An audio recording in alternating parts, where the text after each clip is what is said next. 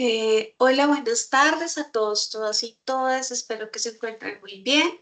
Esta es nuestra masterclass alrededor de los derechos humanos. Me voy a permitir proyectar y la idea es que hoy podamos conocer, pero también dialogar acerca de algunos elementos que son fundamentales en el reconocimiento de los derechos humanos.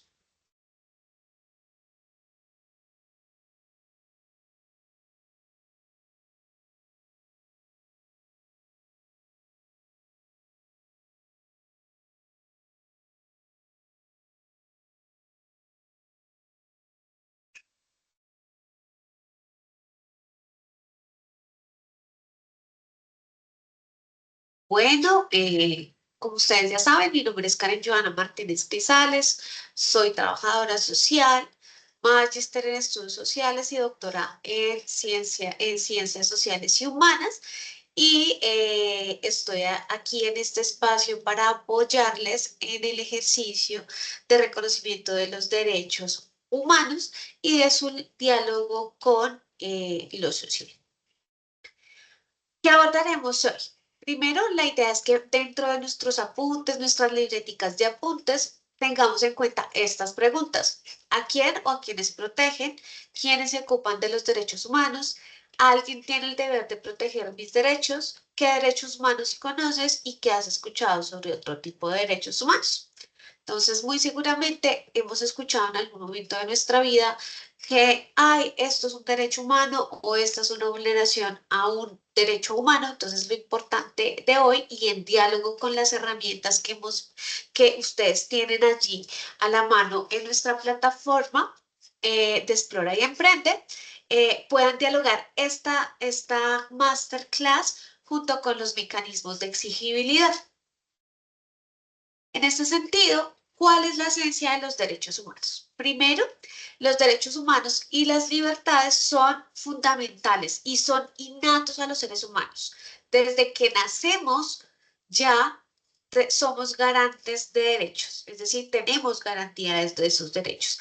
¿Y quién es el responsable de la promoción y protección de los derechos humanos? Pues la responsabilidad primordial o central es de los gobiernos. Esto de cara a la declaración a la declaración de la Organización de las Naciones Unidas y la declaración y el programa de acción de Viena. ¿Sí? Eso es bien importante tomarlo en cuenta porque no existe una razón o una causa para que alguien pueda renunciar a sus derechos o para que cualquier institución o cualquier gobierno pueda decir no se va a proteger estos derechos humanos. Hay una palabra muy importante aquí que es la palabra dignidad humana. Los derechos humanos deben propender a que nosotros como seres humanos tengamos garantías de dignidad humana. En este caso, la universalidad de los derechos humanos debe estar en sintonía con el respeto a la dignidad humana. Ahora bien, veamos un poquito de historia. La historia de los derechos humanos es un producto social. ¿Y a qué producto social predominantemente está anclado? A la Primera y a la Segunda Guerra Mundial, pero también a la lucha de algunas colectividades sociales en pro de la dignidad, la libertad y la igualdad en todo el mundo. Si hacemos un barrido histórico, encontramos que a lo largo de toda la humanidad, ¿sí? Se ha hablado de derechos humanos, ¿sí? Entonces, por ejemplo, actualmente lo que conocemos como derechos humanos ha recibido diferentes nombres a lo largo del tiempo. Entonces, por ejemplo, en el año 272 a.C. habían unos edictos, que son los edictos de Asoka en India. Allí había un reconocimiento de los derechos humanos, ¿sí? En 1945 surge la Organización de las Naciones Unidas, ¿sí? Que a partir de esta organización, en el periodo de guerra y posguerra, se generan esas garantías para que lo que ocurrió en la Primera y Segunda Guerra Mundial no vuelva a ocurrir. En 1959 le sale como un hijito o una arista, que es la Declaración de los Derechos del Niño. Cuando reconocimos los derechos humanos, nos dimos cuenta que también habían algunas lógicas diferenciales y algunos problemas que afectaban de manera particular a ciertas colectividades sociales, entre ellos los niños, las niñas y los adolescentes. Entonces, en 1959 surge la Declaración de los Derechos del Niño. Y en 1979 surge la Convención sobre la Eliminación de todas las formas de discriminación contra la mujer. Esta convención es importante porque al interior de los derechos humanos se reconoce obviamente a los niños, a las niñas y a las mujeres, ¿sí? Pero, es decir, a todo lo que denominamos humano, pero estas declaraciones y convenciones que se adicionan a la Gran Convención de los Derechos Humanos están allí y emergen allí porque se reconoce que hay algunas particularidades que afectan a unos colectivos sociales sobre otros. Entonces, allí hay un elemento fundamental, es que los derechos humanos no son productos de una persona, es producto de la historia sociopolítica, económica a nivel mundial, así como de las luchas en pro de la dignidad y la libertad. Sin embargo, los derechos humanos, eso es muy importante decirlo, no se reconocieron oficial y universalmente hasta que se establecieron las Naciones Unidas, es decir, hasta 1945. Listo. Aquí les voy a poner un resumito que voy a proyectarles para que podamos tener un poco de contexto histórico con un videito muy cortito, pero que sé que será de gran ayuda.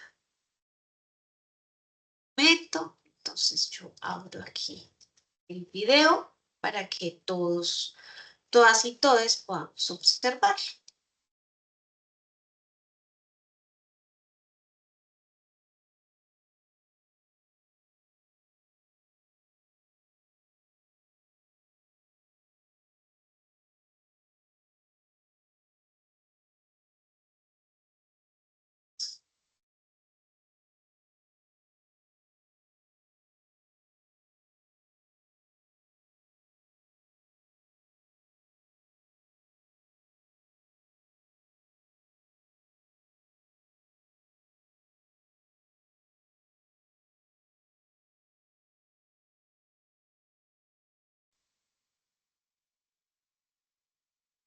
Está cargando la página, entonces vamos a tener un poquito de paciencia.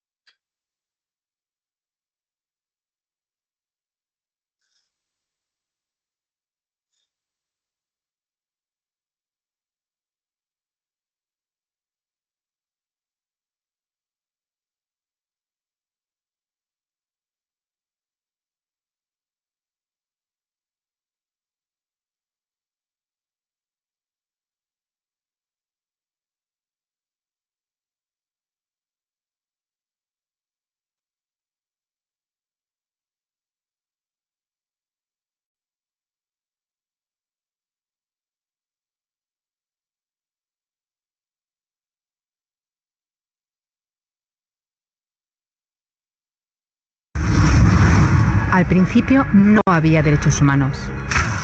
Si estabas con la gente adecuada, estabas a salvo. Si no, no lo estabas.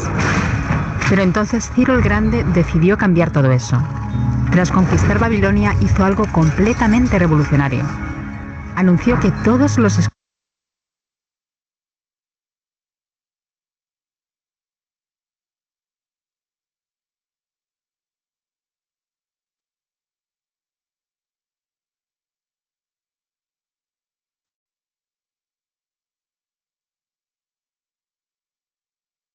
no había derechos humanos. Al principio no había derechos humanos. Si estabas con la gente adecuada, estabas a salvo. Si no, no lo estabas. Pero entonces Ciro el Grande decidió cambiar todo eso. Tras conquistar Babilonia hizo algo completamente revolucionario. Anunció que todos los esclavos podían irse en libertad. También dijo que la gente era libre de elegir su religión, sin importar de qué grupo fueran parte. Documentaron sus palabras en una tablilla de arcilla, conocida como el cilindro de Ciro, y así sin más nacieron los derechos humanos. La idea se extendió rápidamente, hasta Grecia, la India y al final hasta Roma. Se dieron cuenta de que la gente seguía de forma natural ciertas leyes, incluso aunque no se les dijera que las siguieran.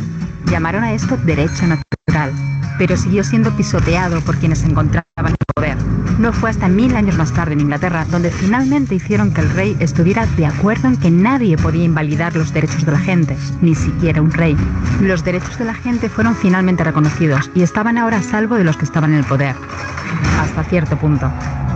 Todavía hizo falta que un grupo de rebeldes británicos declarara su independencia antes de que el rey entendiera que todos los hombres han sido creados iguales. Es decir, no es que a él le gustara la idea, sino que no pudo pararles, y así nació América. Los franceses siguieron inmediatamente con su propia revolución por sus propios derechos. Su lista era más larga e insistían en que esos derechos no eran solo inventados, eran naturales. El concepto romano de derecho natural se había convertido en derechos naturales. Por desgracia, no todo el mundo estaba tan entusiasmado. En Francia, un general llamado Napoleón decidió derrocar la nueva democracia francesa y se coronó a sí mismo emperador del mundo. Y casi tuvo éxito. Pero los países de Europa unieron fuerzas y lo derrotaron. Y los derechos humanos eran una vez más un tema candente.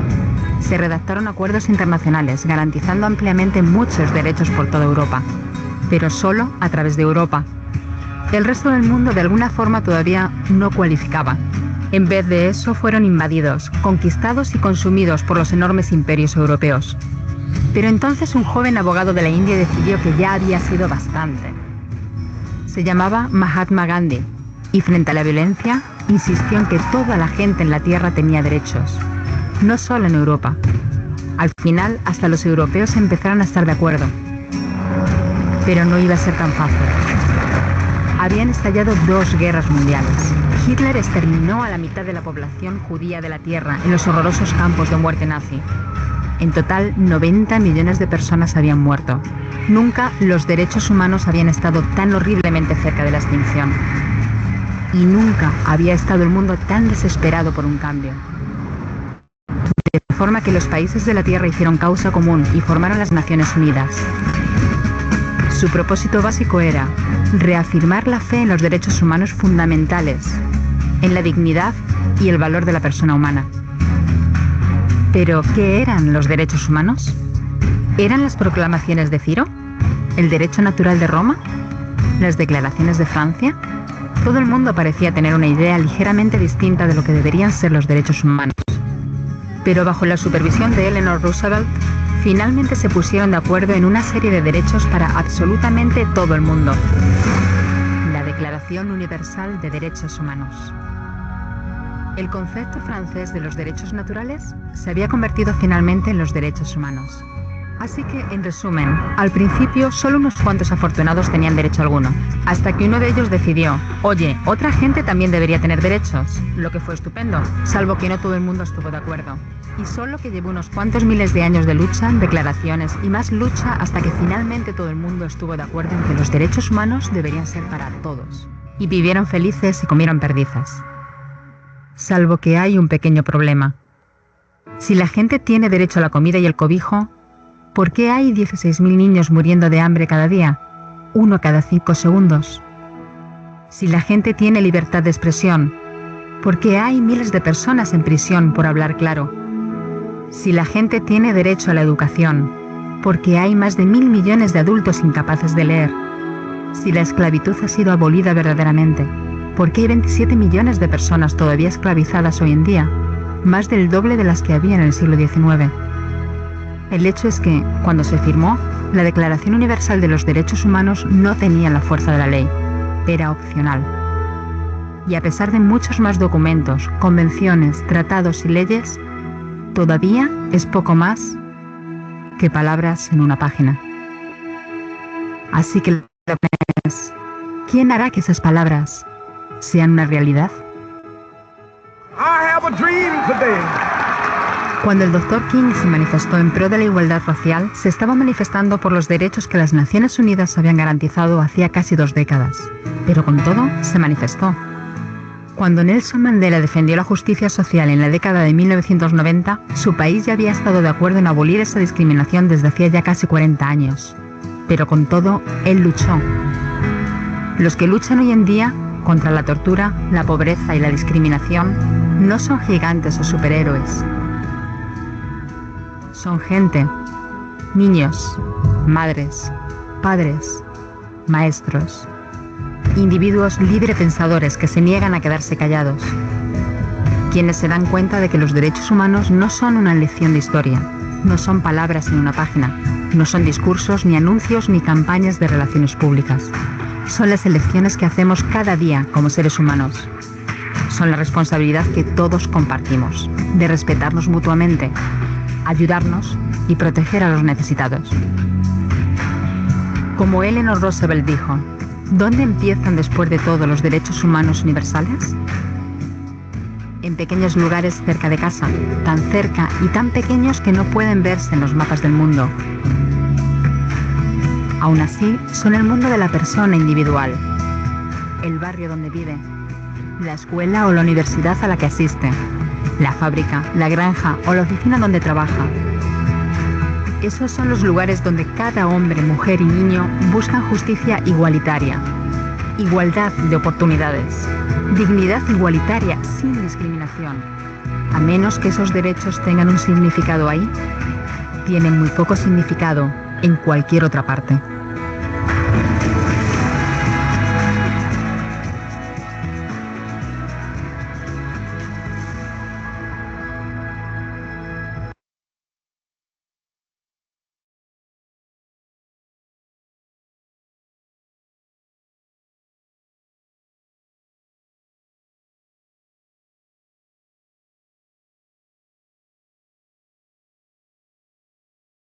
Bueno, después de este pequeño video, que es un poco ejemplificante, que nos contextualiza un poco más, voy a continuar con nuestra presentación para el día de hoy y vamos a conocer algunas de las características de los derechos humanos, que es bien importante para nosotros. Entonces, los derechos humanos son inherentes, es decir, todas las personas, sí, sin importar su raza, su ideología política, su género, su condición socioeconómica, todas las personas, por ser humanos, tenemos derecho, ¿sí? A derechos humanos, valga la redundancia. Y su disfrute no depende de que un Estado lo reconozca, es decir, todas las personas, independientemente del tipo de Estado donde vivan, deben tener derecho a la vida o tienen derecho a la vida, ¿sí? Son universales. Todas las personas gozan de estos derechos en todo tiempo y lugar, es decir, no tienen un inicio y un fin, ¿sí? Todas las personas debemos gozar de estos derechos. Son exigibles, es decir, nosotros, nosotras y nosotres podemos exigir ante las autoridades competentes que se nos proteja y se nos garanticen los derechos humanos. Y hay una palabra que es un poco rara, pero es fácil de recordar cuando pensamos que no podemos renunciar a algo. Entonces, los derechos humanos son inalienables, es decir, nadie puede renunciar a los derechos humanos, nadie, ¿sí?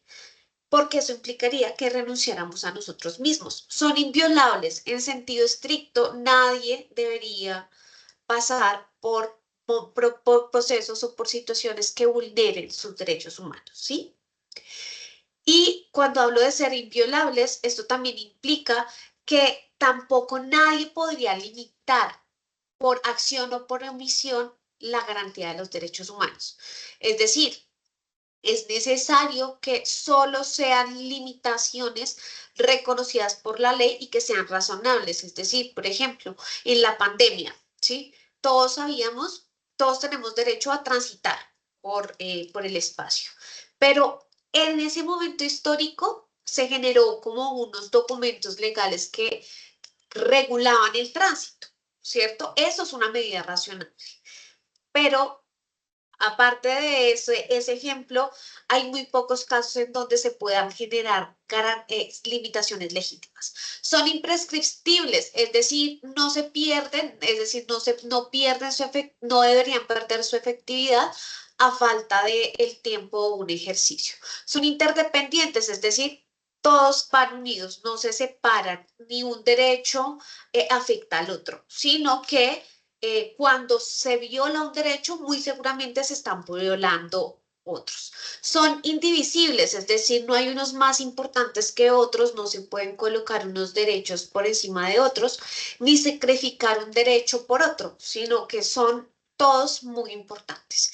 Irrevocables implica que siempre deben reconocerse y que no se pueden desconocer en un futuro y siempre deberían ser reconocidos como derechos humanos. Y progresivos, es decir, su reconocimiento como su ejercicio trascienden fronteras y trascienden la historia.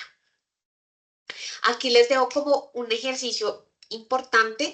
Uno se aprende como estas características con su manito. Entonces, primero, universales. Todas las personas los tenemos. Son indivisibles y complementarios. Es ningún derecho puede superar a otro, ¿cierto? Y todos están unidos entre sí. Ningún derecho es imprescriptible, es decir, no tiene vencimiento de términos, no tiene fecha de vencimiento.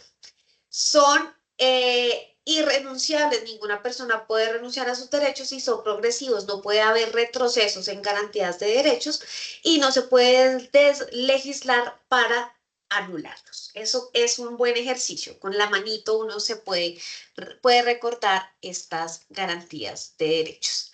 ¿Cuáles son las dimensiones? Es decir, ¿qué son como esos ingredientes fundamentales de los derechos humanos? Tiene tres ingredientes fundamentales. Tiene una dimensión ética, tiene una dimensión política y una dimensión jurídica. En términos éticos, habla de valores y principios que nos llevan a actuar de una u otra manera, eh, partiendo de que somos humanos, como somos sujetos individuales, pero que hacemos parte de grupos, de una sociedad, ¿sí? De una familia. Entonces, todo mi actuar no solo me afecta a mí, sino afecta a los demás. La dimensión política establece límites, es decir, quiénes deben garantizarlos, qué instituciones están allí para regular a los estados, pero también quién dentro de los estados debe impedir el abuso o violaciones de los derechos humanos. Esa es la dimensión política, es decir, cómo se opera en el ejercicio.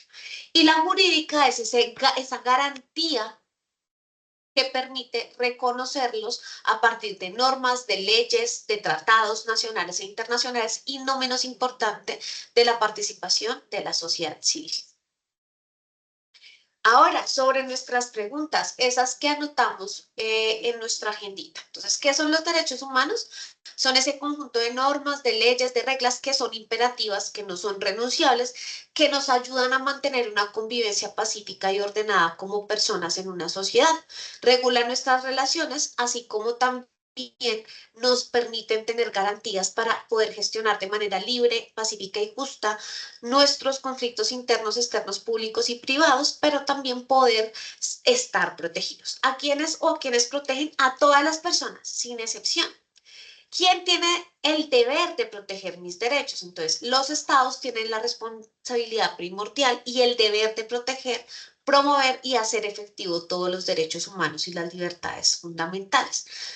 Sin embargo, a veces hay condiciones, en nuestro Estado colombiano, por ejemplo, tenemos constantemente en nuestra sociedad violaciones a los derechos humanos. Es por eso que siempre deben seguirse adoptando las medidas necesarias para crear condiciones sociales, económicas, políticas y de otra índole y garantías jurídicas que permita que eso no siga sucediendo, ¿sí? Hay otras formas también de entender los derechos humanos que están más asociadas como a formas un poco más desde las comunidades de base que superan los marcos normativos, pero no los anulan, ¿sí? Sino que los complementan. Allí encontramos dos lógicas que les quiero presentar hoy. Está el summa casac, que es el vivir bien, o el buen vivir, que significa el saber comer, el saber beber, el saber danzar, el saber dormir, el saber trabajar. Y está la filosofía del Ubuntu, que es una lección de sabiduría africana para el bien y es una forma de ser y una actitud ante la vida, ¿sí? Se basa en la creencia de que todos como seres humanos estamos anclados a un vínculo universal y que de esa manera podemos superar retos. Una de las personas que más reconocidas frente a esta filosofía pues fue Nelson Mandela y él lo llamó el humanismo de la reciprocidad y es la idea de que uno construye su humanidad en reciprocidad con el otro. Y ese es el significado de la palabra en lengua Ubuntu del sur de África que se denomina Ubuntu. Les voy a proyectar un videito que nos presenta una narrativa de cara a ello y con esto terminaríamos nuestra masterclass del día de hoy. Les voy a presentar el del Ubuntu y ustedes pueden después ver con más detenimiento el del buen vivir.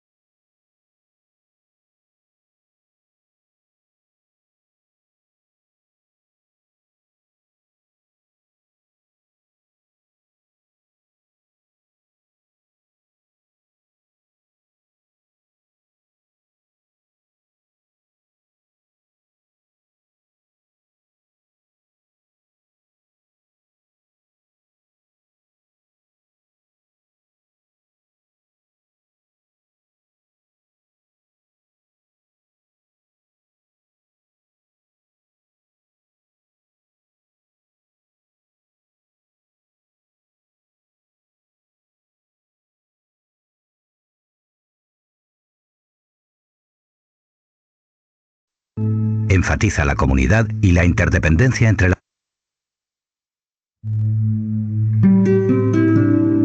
Ubuntu. Concepto y significado. Ubuntu es un concepto africano tradicional.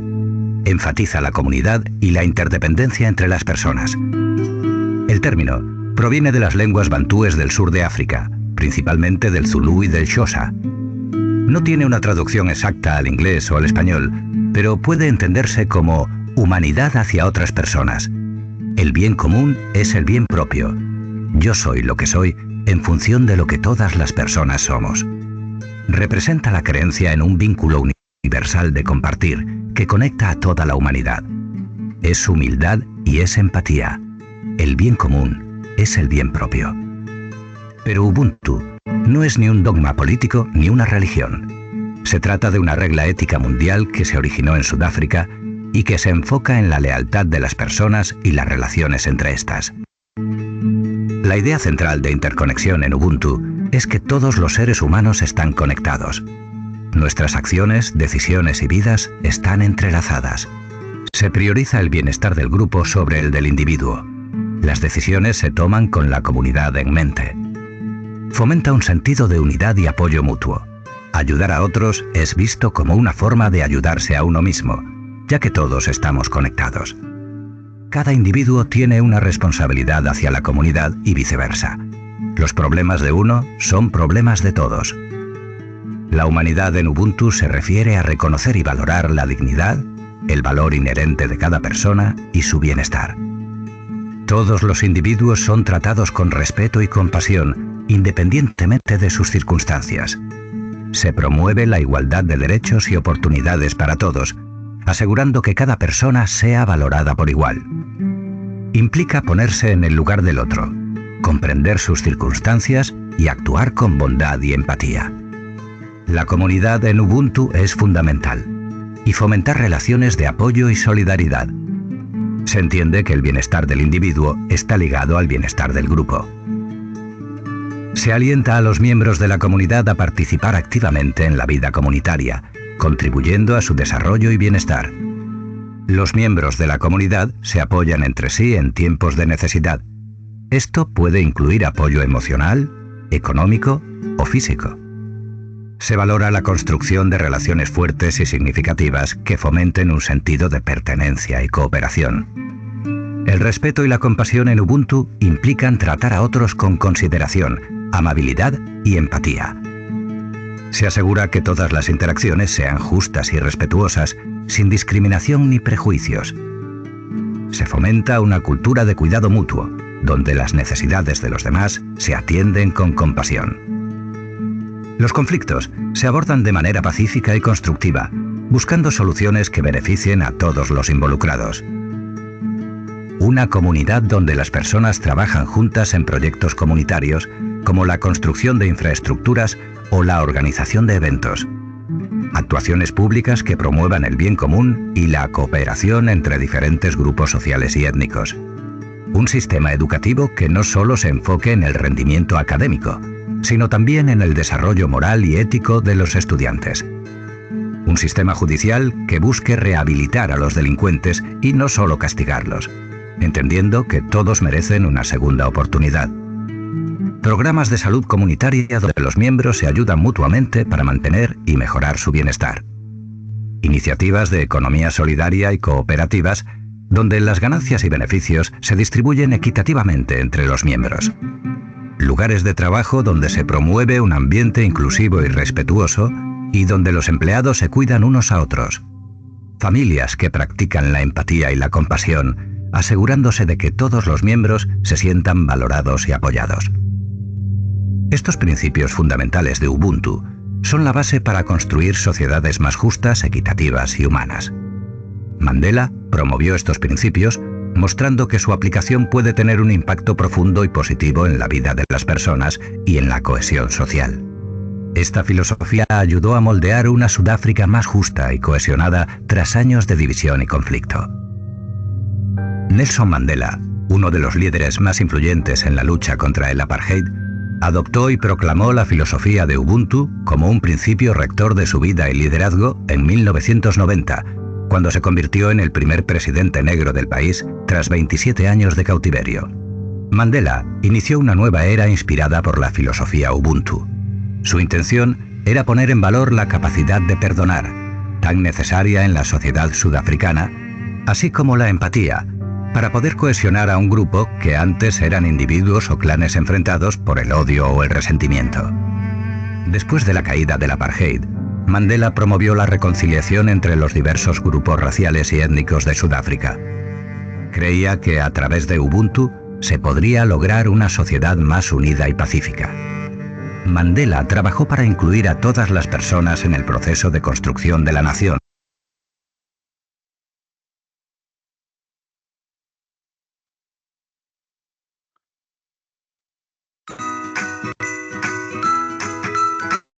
Bueno, y finalizamos con el buen vivir.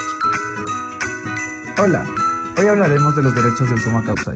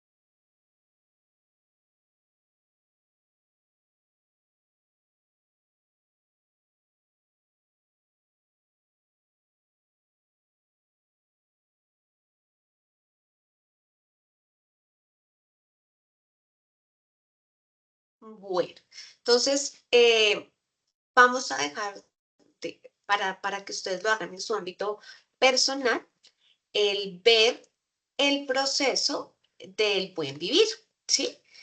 Y con esto daríamos fin a nuestra masterclass de derechos humanos. Y no se les olvide dialogarla mucho con, para la gamificación, para las entregas con los mecanismos de exigibilidad. Un placer siempre acompañarles en este proceso.